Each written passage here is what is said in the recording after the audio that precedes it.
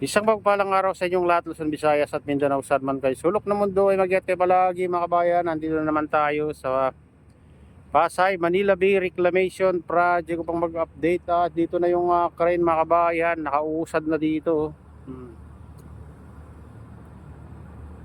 Lampas na sa kalahati ang nahukay nila mga kabayan. Lawak na rin itong ginawa nilang kanal dito sa likod ng Lime Resorts and Hotel and Sofitel Hotel. Doon banda mga kabayan yung Sofitel Hotel. Banda. Ano? Yung crane ng ngayon dito. Ito yung nag-uukay dito itong kagabundok na buhangin na yun mga kabayan. At doon naman yung dredging vessel na yun nandun. Yung orange. Oh. Siya naman ang gumagawa ng daan itong crane na to, itong barko na to. Mga kabayan, ganun.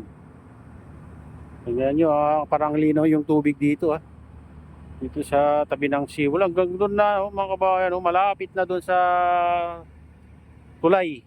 Ayan mga kabayan, doon banda sa tabi ng MUA. Kaya yung mga building na yan mga kabayan, makita nyo yan. Yun sa gilid may tubig yan, yung galing Baklaran yun mga kabayan, yung tubig dyan. Malaking kanal din dyan mga kabayan. Galing Baklaran. Ito naman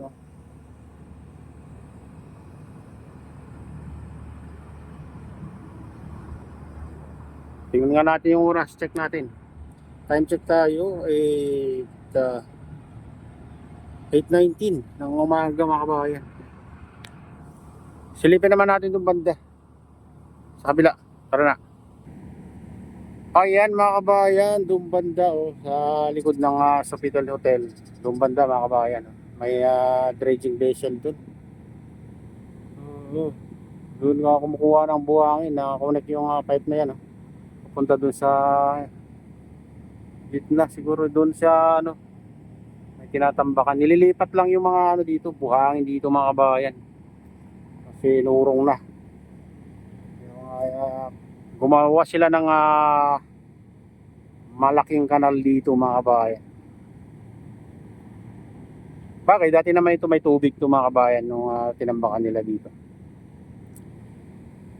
Dito sa tabi ng seawall. Likod ng Lime Resorts and Hotel. Ito.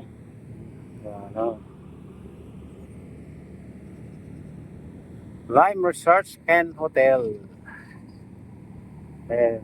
Ewan ko lang kung mayroon casino dyan.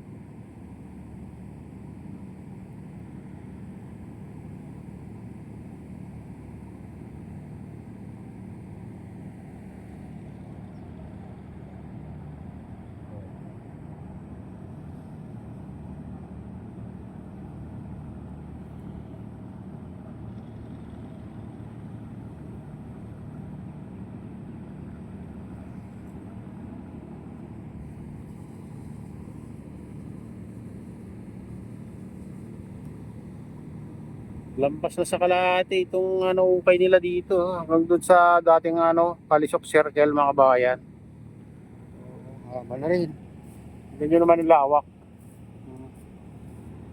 Lawak mo.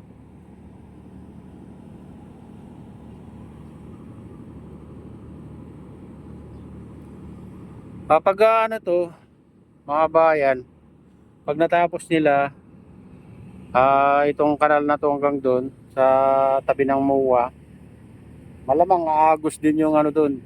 Ito yung tubig galing sa Baklaran mga kabayan.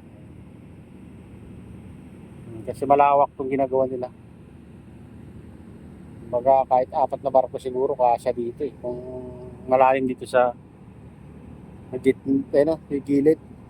Pero dito, hindi masyadong malalim dito sa gilid nitong seawall mga kabayan. Kasi may mga bato dyan, malalaking bato.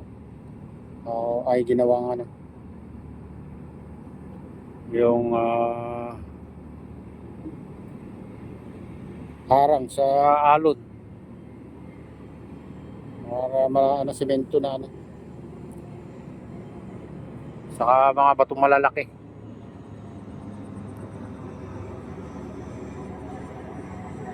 Dati ano lang dyan, yung dinaanan lang ng ano mga kabayan. Dinaanan lang ng dredging base siya lang makita dyan. Ngayon ano na. Malaki rin pala itong ano na to. Crane na to mga kabayan. Malaking embarko rin pala to. Jinxiong.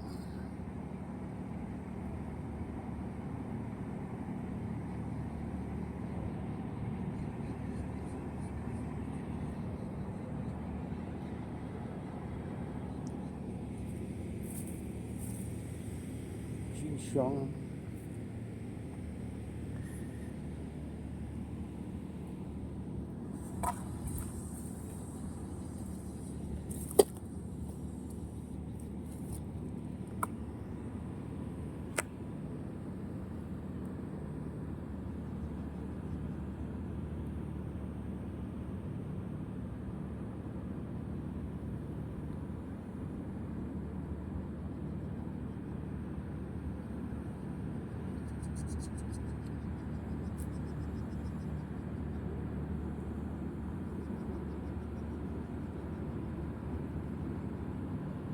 Mabuti inuusad nila itong ano mga kabayan.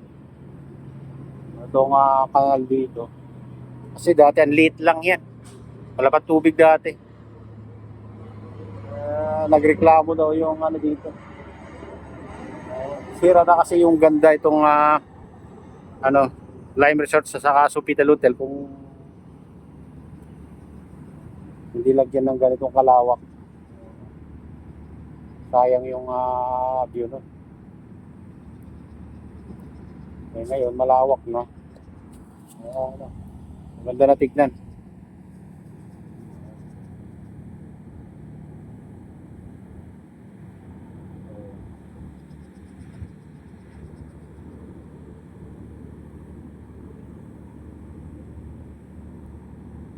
Kaso lang pag tinayo na ng ano to, building mga bayan, medyo matatakpan pa rin tong ano, Lime Resort sa Hotel sa Sofitel Hotel.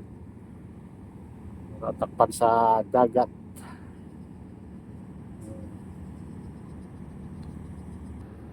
Ito kay SM daw ito mga kabayan. Hindi lang natin alam kung anong itatayo dito. Malalaman natin sa mga susunod na araw, buwan at taon kung anong itatayo nila dito sa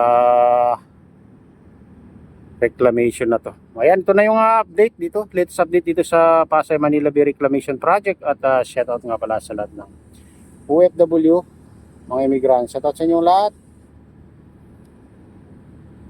At pagpalain na ng Diyos, ingat kayo palagi. God bless us all. Bye-bye.